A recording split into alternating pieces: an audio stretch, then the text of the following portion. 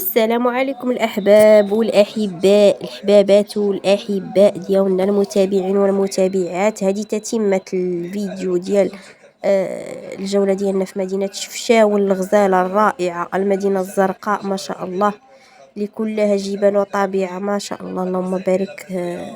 زعما ما شاء الله غزالة غزالة. دابا هنا غنمشيو لواحد البلاصة كيقولوا ليها ساحة طحمام، نتمنى انني قلتها صحيحة. هي اللي غادي نمشيو ليها، اللي فيها القصبة وفيها المدينة القديمة اللي كيكونوا فيها دوك الدرج اللي كتشوفوا زرقين. وللاسف هنا فاش كنا تمايا كانت تحرقات واحد الغابة تمايا في الجبال اللي كان مشى فيها واحد العدد كتير ديال الشجر.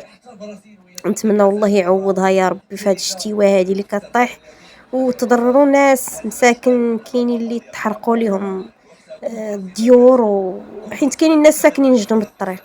يعني المنظر رائع، ولكن شوفوا الضبابه ديال الدخان كيفاش كتبان من الجبل، راه بعيده على المدينه ولكن كتبان زعما الله يدير شي تاويل وصافي.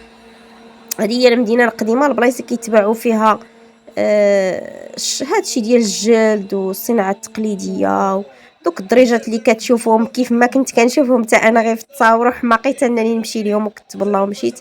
يعني شي حاجه اللي غزاله ما شاء الله. ديكورات نقاوه، ناسها مزيان، يلا يعمر ليهم الدار. ناس شفشاون تحيه لكم كبيره، زعما شي حاجه اللي غزاله. نخليكم تفرجوا في الفيديو.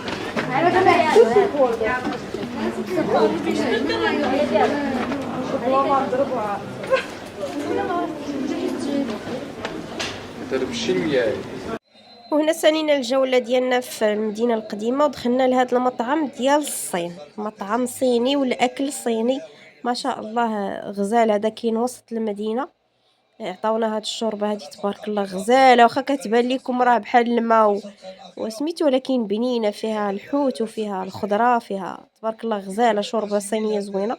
وهاد الاكله هادي اللي بالدجاج فيها مذاق الملوحه والحلاوه. وهذا لوطيل من على برا. نتمنى الفيديو يعجبكم، والى اللقاء.